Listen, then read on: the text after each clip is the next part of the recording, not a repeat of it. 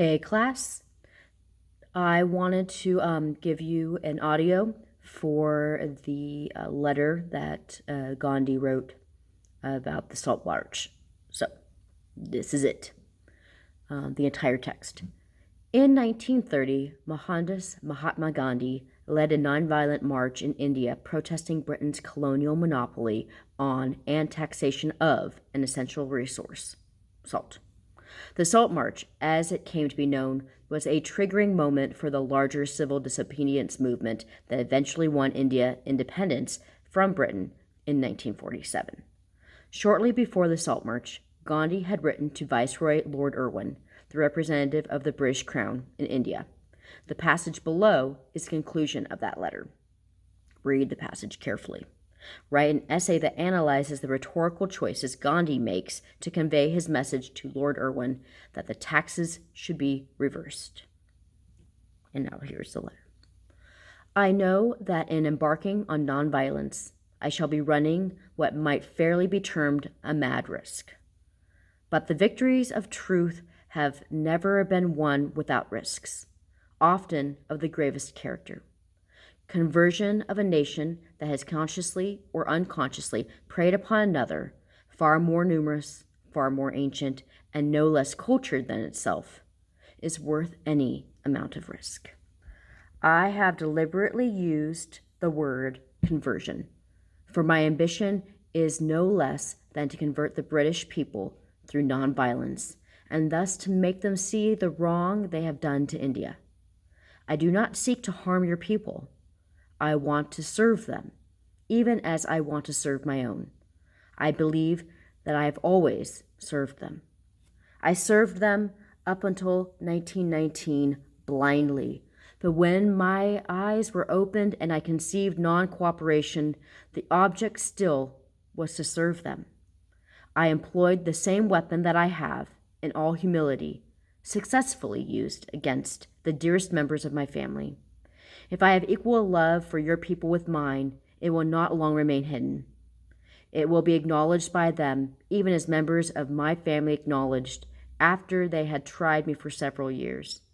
If the people join me, as I expect they will, the sufferings they will undergo, unless the British nation sooner retraces its steps, will be enough to melt the stoniest hearts. The plan, through civil disobedience, will be to combat such evils as I have sampled out. If we want to sever the British connection, it is because of such evils. When they are removed, the path becomes easy. Then the way to friendly negotiation will be open.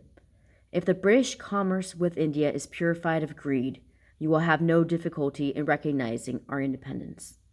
I invite you then to pave the way for immediate removal of those evils, and thus open a way for real conference between equals, interested only in promoting the common good of mankind through voluntary fellowship and in arranging terms of mutual help and commerce equally suited to both. You have unnecessarily laid stress upon communal problems that unhappily affect this land. Important though they undoubtedly are for the consideration of any scheme of government, they have little bearing on the greater problems which are above communities and which affect them all equally. But if you cannot see your way to deal with these evils, and my letter makes no appeal to your heart, on the 11th day of this month, I shall proceed with such co-workers of the ashram as I can take, to disregard the provisions of the salt laws.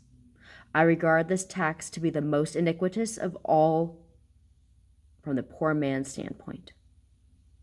As the independence movement is essentially for the poorest in the land, the beginning will be made with this evil.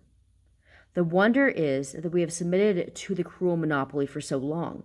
It is, I know, open to you to frustrate my design by arresting me.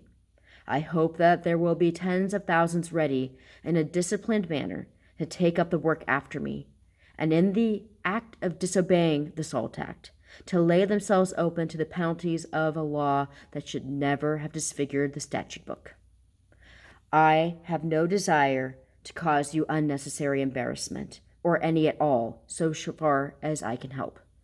If you think that there is any substance in my letter, and if you will care to discuss matters with me, and if to that end you would like me to postpone publication of this letter, I shall gladly refrain on receipt of a telegram to that effect soon after this reaches you.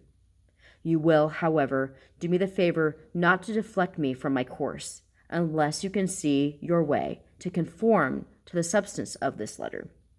This letter is not in any way intended as a threat, but is a simple and sacred duty peremptorily on a civil register. Therefore, I am having it specifically delivered by a young English friend who believes in the Indian cause and is a full believer of nonviolence, and whom Providence seems to have sent me, as it were, for the very purpose. So that's it. Hope it helped. Bye, guys.